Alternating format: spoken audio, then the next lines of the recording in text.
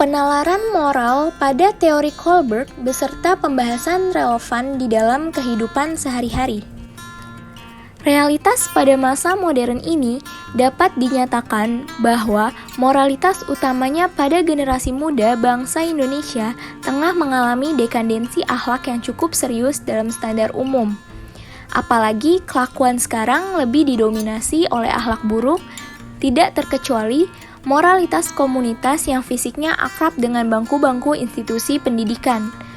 Dalam artian, tidak sedikit perilaku menyimpang dan tidak terpuji dilakukan oleh pihak-pihak yang dikenal mempunyai andil dalam bidang pendidikan. Apakah kalian tahu apa saja sih pelanggaran moral di kalangan remaja? Merebaknya isu-isu pelanggaran moral di kalangan remaja yang duduk di bangku institusi pendidikan sudah cukup banyak, antara lain sebagai berikut. Yang pertama, penggunaan narkotika atau obat-obatan terlarang.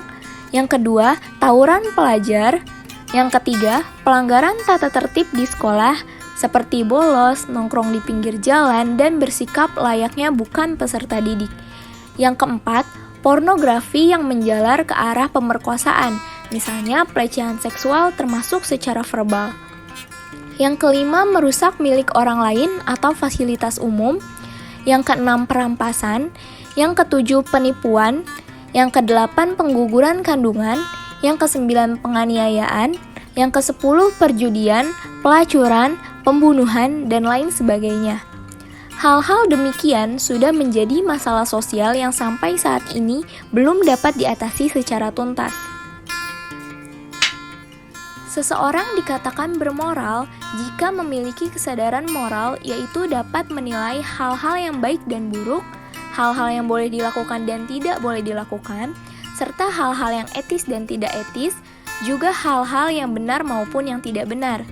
Kemudian, mampu menjaga kelakuan untuk menghindari kemerosotan moral, melaksanakan nilai-nilai moral. Menurut Kohlberg, dalam Budi Ningsih tahun 2004, penalaran atau pemikiran moral merupakan faktor penentu yang melahirkan perilaku moral. Oleh karena itu, untuk menemukan perilaku moral yang sebenarnya dapat ditelusuri melalui penalarannya. Artinya, pengukuran moral yang benar tidak sekedar mengamati perilaku moral yang tampak, tetapi harus melihat pada penalaran moral yang mendasari keputusan perilaku moral tersebut. Dengan mengukur tingkat penalaran moral, akan dapat mengetahui tinggi rendahnya moral tersebut. Menurut Kohlberg, ada 5 faktor yang dapat mempengaruhi perkembangan penalaran moral seseorang, yaitu yang pertama, kesempatan alih peran. Yang kedua, situasi moral. Yang ketiga, konflik moral kognitif.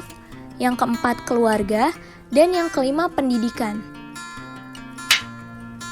Adapun tahap-tahap perkembangan penalaran moral menurut Kohlberg dalam Sandrock tahun 2003 halaman 441 sampai 442 sebagai berikut. Yang pertama, prakonvensional. Tingkat prakonvensional dari penalaran moral umumnya telah tersedia pada anak-anak. Walaupun orang dewasa juga dapat menunjukkan penalaran dalam tahap ini.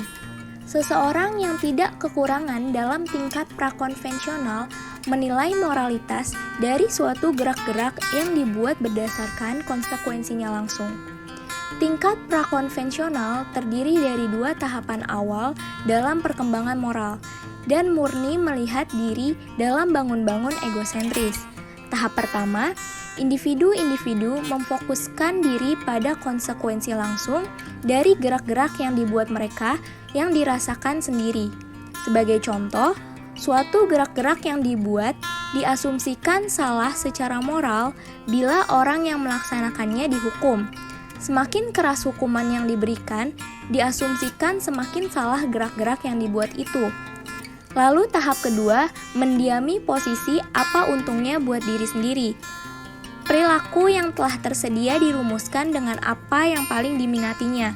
Penalaran tahap 2 kurang menunjukkan perhatian pada kebutuhan orang lain. Hanya sampai tahap bila kebutuhan itu juga berpengaruh terhadap kebutuhannya sendiri. Dalam tahap 2, perhatian untuk orang lain tidak didasari oleh loyalitas atau faktor yang bersifat intrinsik. Yang kedua ada konvensional. Tingkat konvensional umumnya telah tersedia pada seorang remaja atau orang dewasa. Orang di tahapan ini menilai moralitas dari suatu gerak-gerak yang dibuat dengan membandingkannya dengan pandangan dan hasrat warga. Tingkat konvensional terdiri atas tahap 3 dan keempat dalam perkembangan moral. Tahap 3, seseorang memasuki warga dan ada peran sosial.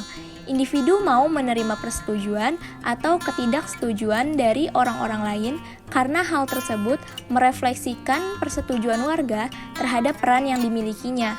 Mereka mencoba menjadi seorang anak patut sebagai memenuhi hasrat tersebut karena telah mengetahui tersedianya guna melaksanakan hal tersebut. Penalaran tahap 3 menilai moralitas dari suatu gerak-gerak yang dibuat dengan mengevaluasi konsekuensinya dalam bangun-bangun hubungan interpersonal. Tahap 4 adalah penting sebagai mematuhi hukum, keputusan, dan konvensi sosial karena berfaedah dalam memelihara fungsi dari warga. Penalaran moral dalam tahap 4 lebih dari sekedar kebutuhan akan penerimaan individual seperti dalam tahap 3. Kebutuhan warga harus melebihi kebutuhan pribadi. Idealisme utama sering menentukan apa yang telah tersedia dan apa yang salah, seperti dalam kasus fundamentalisme.